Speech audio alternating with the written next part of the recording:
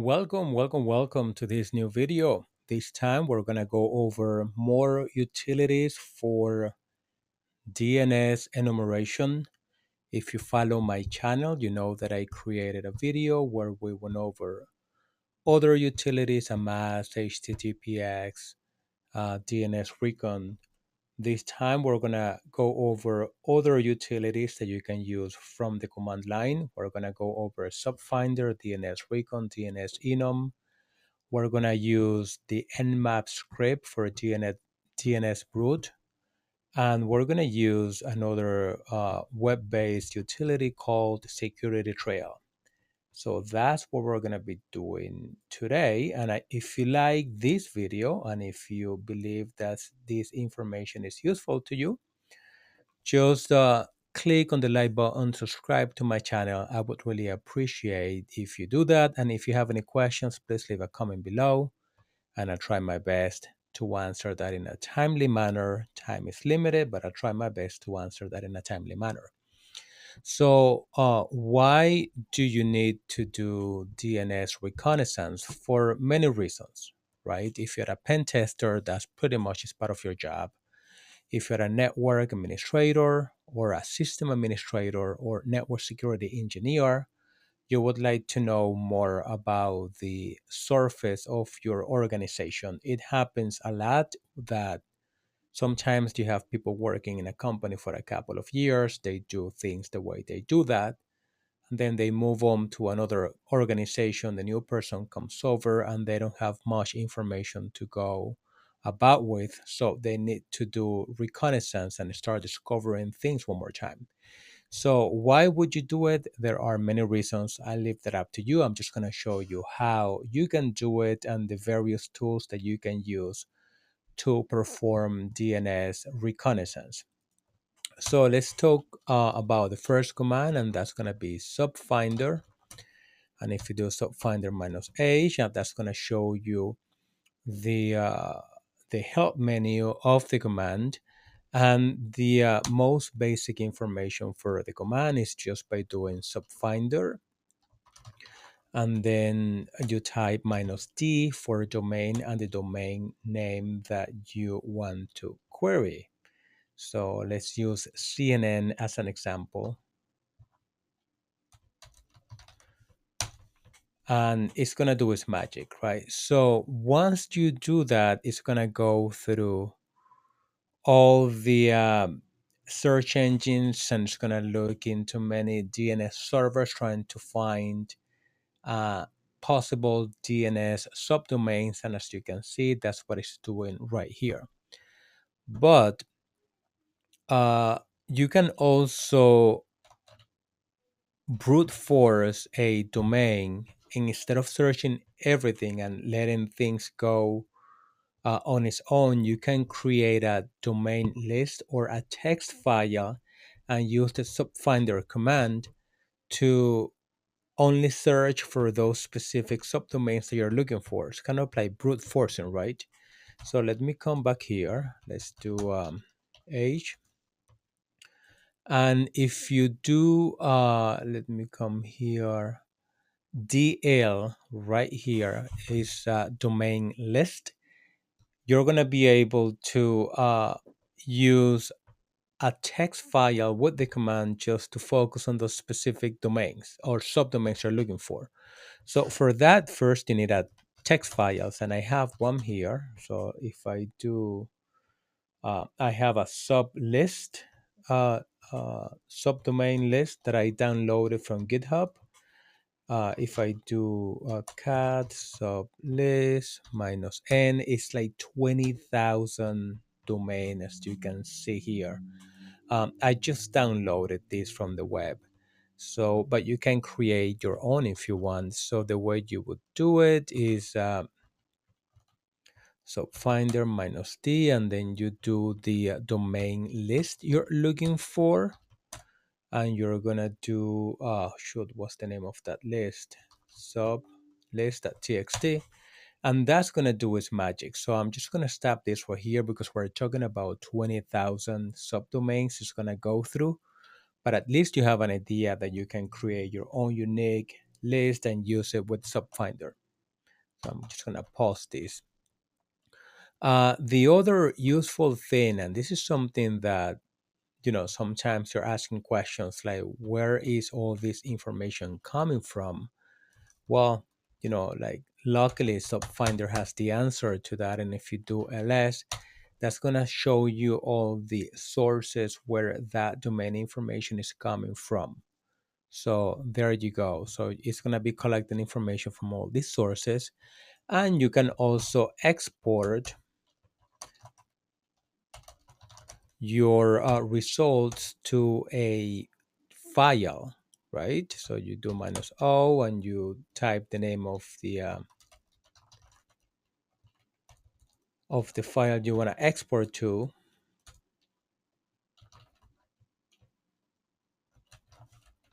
and that's going to do it for you. So that's with SoundFinder. Now, I'm going to pause here for 1 second before I jump into the other tool. All these tools, they do similar things. What you need to do is find maybe like 2, 3, 4 of them that you like, that you feel comfortable with, and use them. I always say use more than one tool to achieve your results, especially when it comes to DNS. And again, just use the one you like. I mean, a lot of them, they do the same thing. So let's jump right here into the DNS Recon. So this is another tool that is very useful that you can use. As you can see, you do DNS Recon and -H, and that's gonna show the help menu. And again, is similar to SubFinder. You do DNS Recon -D, and then you specify the domain that you are looking for, and that's gonna be it right here. So, and that's gonna do its magic. Something interesting right here is that let's just make sure that we understand this. When you do DNS Recon, the first entries that you're gonna see are the name servers for that domain. So you can just do DNS recon and let it go through the regular DNS resolution, or you can query and perform searches on specific name servers or DNS names. Now, something that you have to keep in mind is that DNS, yes, is supposed to replicate all the records and the zones from one domains to the other to have that information updated on different domain names. But it could be that they're not replicating, right? For whatever reason, right? So what it means is that sometimes if you do searches on a specific name servers, they're going to have different records than other name servers. So that's up to the administrator to configure to configure that way for many reasons if they want to. So as you could see, it's going to be similar information. It's going to like query the entire DNS zone, and it's going to give you the results. Useful switches for DNS recons is, as I mentioned before, if you want to query one specific DNS server for that, you could do the -N, and then you would type the IP address of the server that you are working with. Instead of performing that search everywhere, you're going to be searching for only that specific domain. The other thing you can use is the dictionary file. You can also use it in here. So let me come here. So if you do DNS recon -help, so let me just bring the help menu.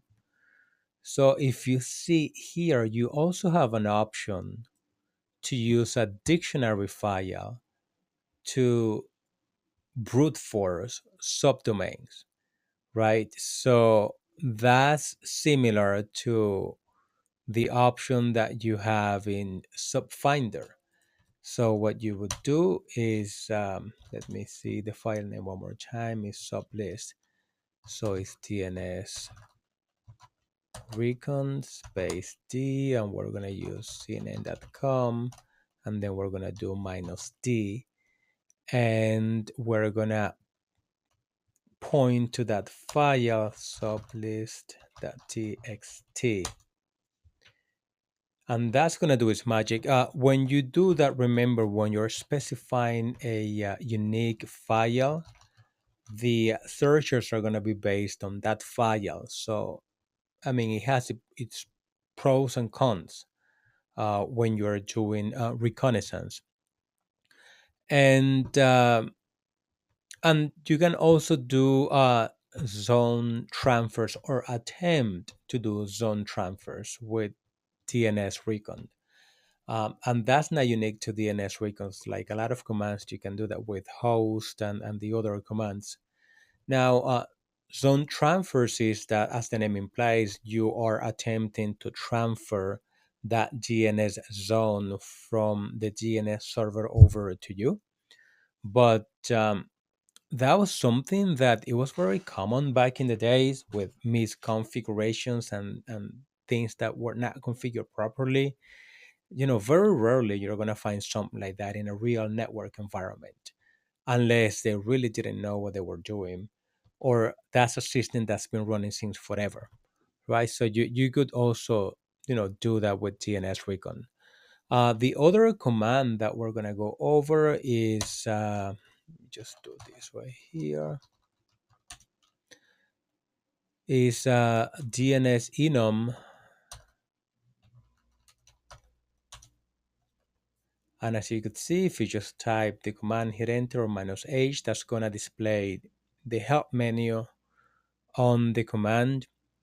Again, this is going to do the same thing the other commands do. You're going to be searching or for DNS records. So let me do this right here. And that's going to be, like doing its magic. As you could see here, the default behavior is for the command to use the dns.txt file to brute force the subdomains. So if we do this, let me pause this or stop this for 1 second. So let me come here.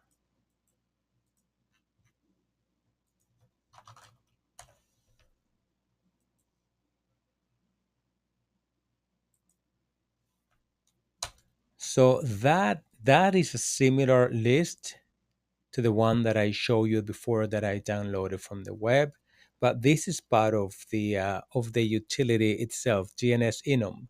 As you could see, this is doing the brute forcing for you automatically, and if you want, you can even edit.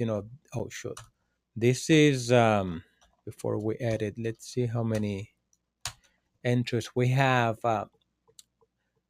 Just over 1,500 subdomains that we're looking for, but the one that I downloaded from GitHub, this sublist, it's 20,000 domains, right? So when you do DNS enum, that's going to use its own list of subdomains to try to brute force and give you results. Now, as you could see, this is why you should always use different tools to collect your information. You see, and as you could see, this is also trying to do zone transfers. But as I mentioned before, it's very hard for you to come across a DNS zone transfer nowadays. Again, unless it's something super old that's been running since forever. That is in reference to command. There's one more that I want to go over, and that is Nmap, right? And let me see it right here. So Nmap has built-in scripts that you can use to perform specific tasks. And one of the scripts is DNS brute.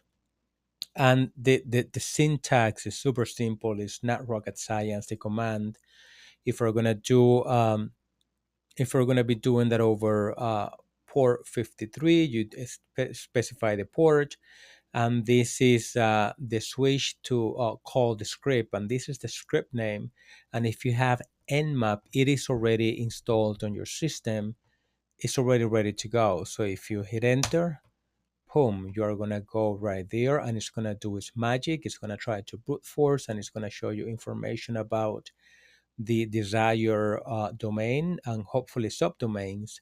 And the last tool I want to show you is securitytrails.com. Is not a command-based utility, but it's a service that a security trail provides, and they have a free version of security trails.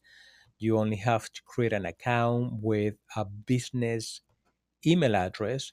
And obviously, they do that because they're hoping that once you start using that service, you're going to say, you know what, let me subscribe to the pay subscription. And then they have the other option. So, but as you can, if you go there, it's super simple to use. Just go in there, type in the domain name, and that's going to show you all the subdomains that it finds. And one of the things I like about this is that it has a historical uh, section where you're going to be able to see when those subdomains were identified in DNS servers, right? So let me just come in here. So historical data, and as you could see, that's going to show you, oh, okay, these uh, servers just, we just noticed them like 12 months ago, for a year, 7 days. So it's a pretty cool feature for the different names that you have, for the different domain record types. As you could see, you have the MX, when they would see the MX for the first time, 4 years, 10 years, whatever. So I see it as a pretty cool feature. And then if you click on the DNS record, it's going to show you for the A records, how many records are on these servers right here. You see 87, 87, and 88. As you can see, remember that I told you before that sometimes not all records replicate across all domain servers. That's why you have to perform different type of queries on different servers using different tools to collect as much information as you can. And then if you scroll down, that's going to show you more information about the other records right here. So I'm just going to pause right here. Now, these are just some tools. As you can imagine, there are way more. I created a video to use where we went over like 3 different tools related to DNS reconnaissance as well. My point is, there are many tools out there for you to use, and most of them do the same. So find those that you like the most for whatever reason that are going to do the job for you, and always make sure that you go into the help menu so you can understand the capabilities of the tools and what the tools are able to do.